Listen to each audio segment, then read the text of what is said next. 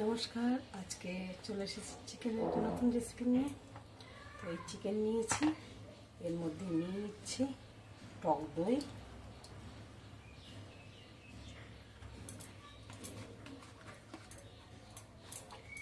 দিলাম। হাতটা ধুয়ে নিই, ওটা আমি হাত দিয়ে মাখাবো বলে এর মধ্যে নিয়ে নিচ্ছি লবণ,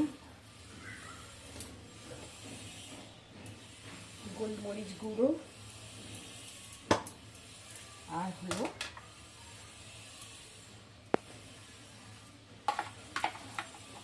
রসুন বাটা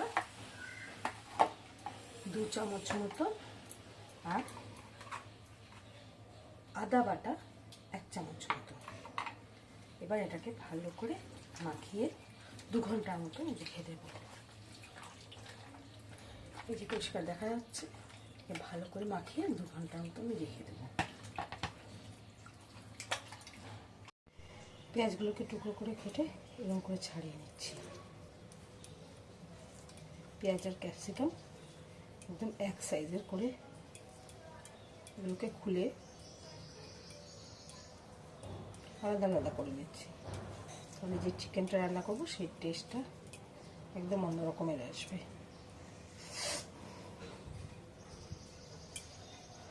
কড়াইতে এতটা পরিমাণ ঘি, মানে 1 চামচের বড় চামচের 1/2 চামচ ঘি দিয়ে দিলাম।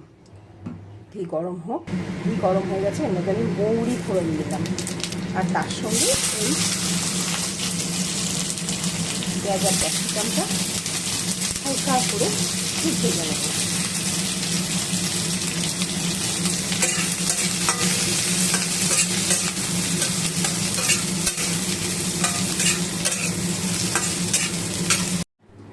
পেঁয়াজ আর ক্যাপসিকাম ভাজা হয়ে গেছে ঘিয়ের মধ্যে।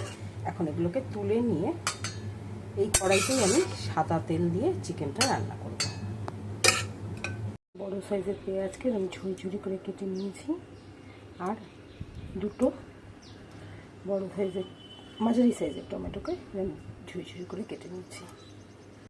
ঘি দিয়ে যে মুড়ি আর পেঁয়াজ ক্যাপসিকাম ভেজেছিলাম, মুড়ি তো কিছু রয়েছে, এর মধ্যে আমি দিয়ে দিচ্ছি রিফাইন্ড অয়েল।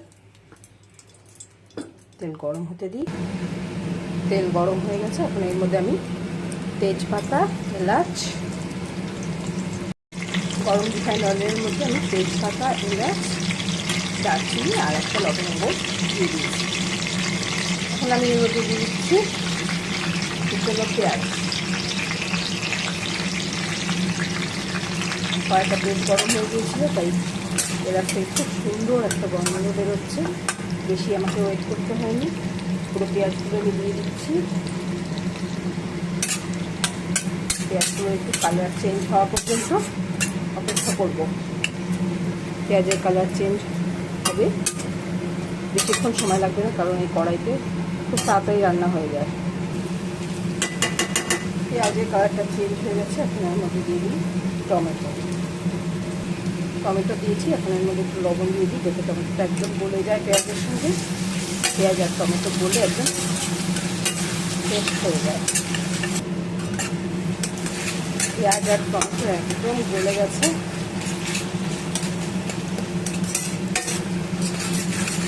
এখন আমি এর মধ্যে দিয়ে দেবো খানিকটা কস্তুরি মেথি।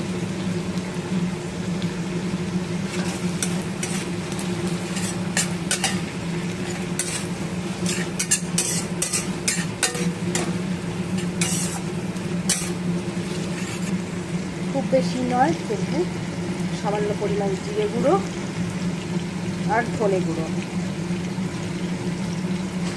ভালো করে মশলাটাকে কষিয়ে নিই। সামান্য পরিমাণ কাঁচা লঙ্কা বাটা, আদা বাটা। মশলা থেকে তেল ছেড়ে দিয়েছে, এখন আমি ম্যারিনেট করা চিকেনটা দিয়ে দেবো। চিকেন থেকে অনেক জল বেরিয়ে গেছে।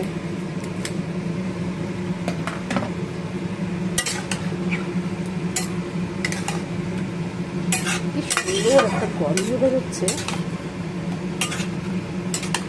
এটা সামনে থাকলে বোঝা যেত। যারা এই রান্নাটা করবে তারা বুঝতে পারবে কি দারুণ একটা গন্ধ বেরোচ্ছে। রান্না শুধু মশলা কষানো হয়েছে, রান্না তখনও হয়নি, তাতে এত সুন্দর একটা গন্ধ বেরোচ্ছে। মধ্যে দিয়ে দিচ্ছি কাশ্মীরি লঙ্কার গুঁড়ো,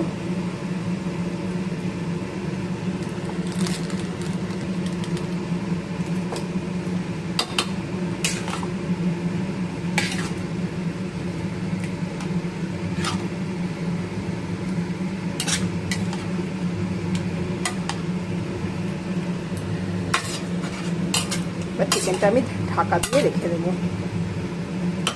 সিমে হতে থাকবে। চিকেনটা ফুটছে, এখন এটাকে ঢাকা দিয়ে দেবো, সিমে হতে থাকবে। দই দেওয়া আছে তো বেশি সময় লাগবে না।